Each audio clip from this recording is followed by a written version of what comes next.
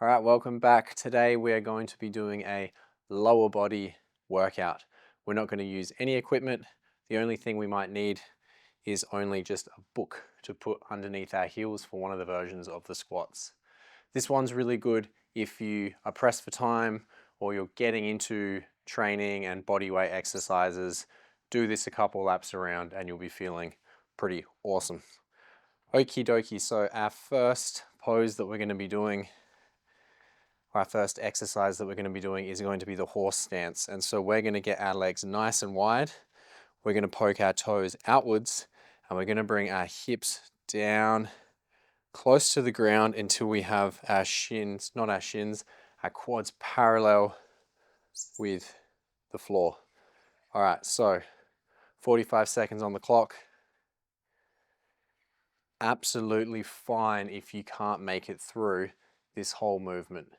Whenever you need to come up, have a break, that's all good. This is just an invitation and that's a goal for you to be able to work towards.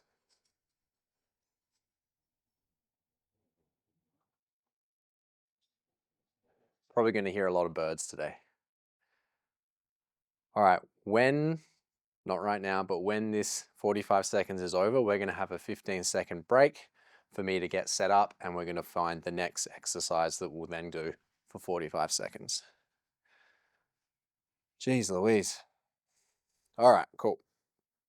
Cool, next exercise is going to be a single leg deadlift. So we're going to use the wall to help ourselves stay upright and to balance, but if you can do it without, then that's all good. So we're just looking at hinging at the hips, keeping a nice long line between the top of the head and our heel. I want as much as you can to try and pay attention to the positioning of the hips. These hips tend to want to open outwards. A good trick to stop that is to poke our toe towards the ground. Nice. If you're starting to feel the movement, see if you can come away from the wall.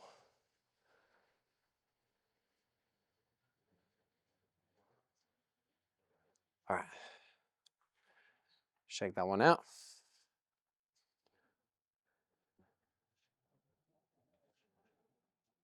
And exactly the same thing. Use that hand close to the wall to help balance. So the standing leg, we don't want it completely locked out. We want a little micro bend in the knee.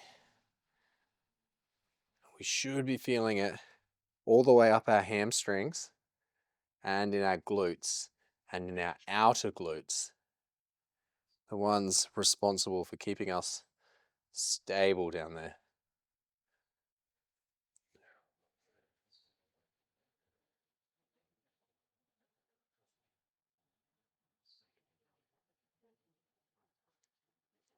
See if you can keep your chin not completely tucked, but just a little gap in between your chin and your sternum as you come down.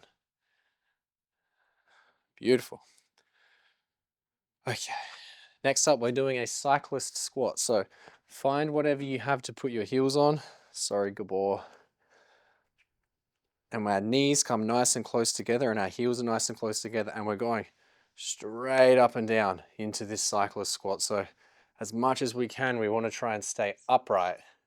It's almost as if we're squatting against a wall and we want to just slide our back up and down. You can use your arms to kind of help counterbalance as you come down. So the reason we put this wedge underneath our heels is it takes a bit of the mobility out of the ankle and helps us. Beautiful. Cool.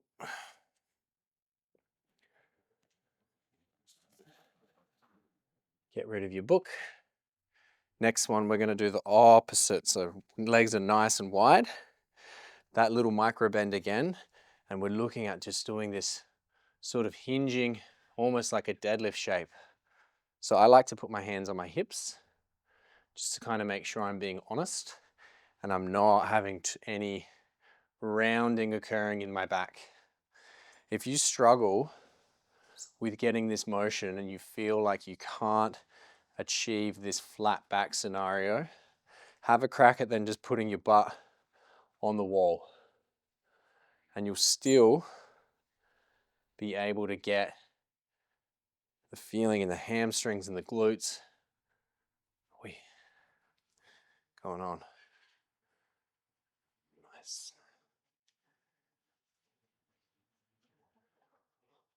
All right, we'll shake out. We might use the wall again for assistance if we need. So what we're doing here is Patrick's step.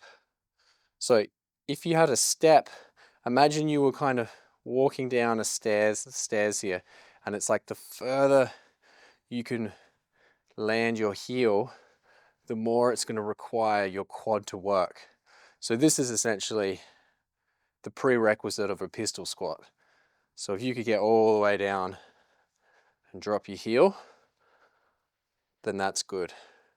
But a lot of people will only feel that it's necessary to go in this nice and shallow range, and that's absolutely fine because my quad just hates me right now. Cool.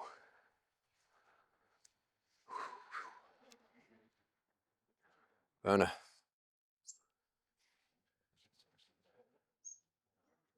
All right, get set up on the other side. And same goes.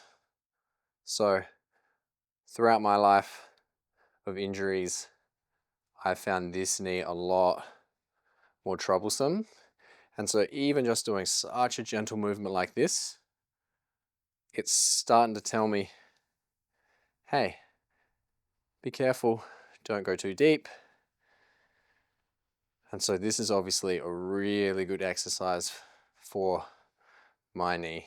Anyone with meniscus issues, ACL rehab, really, really good. Mainly because it's so scalable.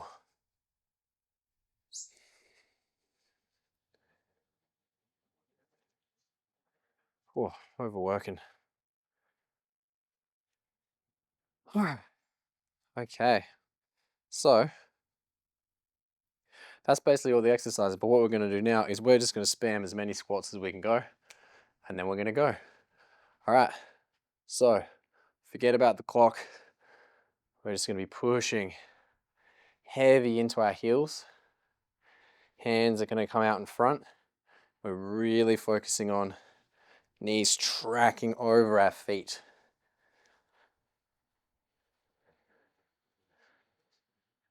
It's always a good time to check. Yep, the mic's working. That's good.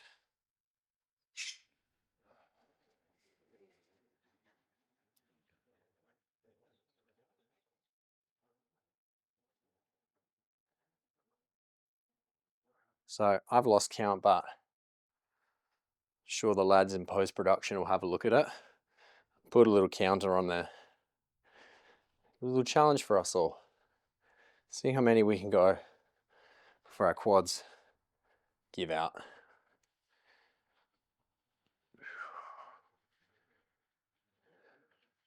So the purpose of this video is to kind of let you guys know you don't need 45 minutes to get a good workout. If all you have is 10 minutes, then just do 10 minutes. It'll be better than doing no minutes. And trust me, you'll feel so much better after. All right, I reckon I'm going to do maybe 10 more.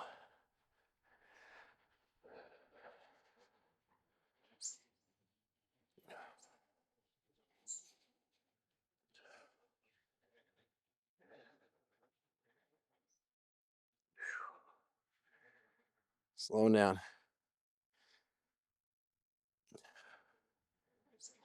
All right, I think that's 10. Cooked. Holy. Yeah. As I just riffed on before, The perfect workout doesn't exist. Stop waiting for the perfect time for you to have enough time. All you need to do is just start moving your body now. You'll feel heaps better. Oh, it's good to get puffed. All right, see y'all next time.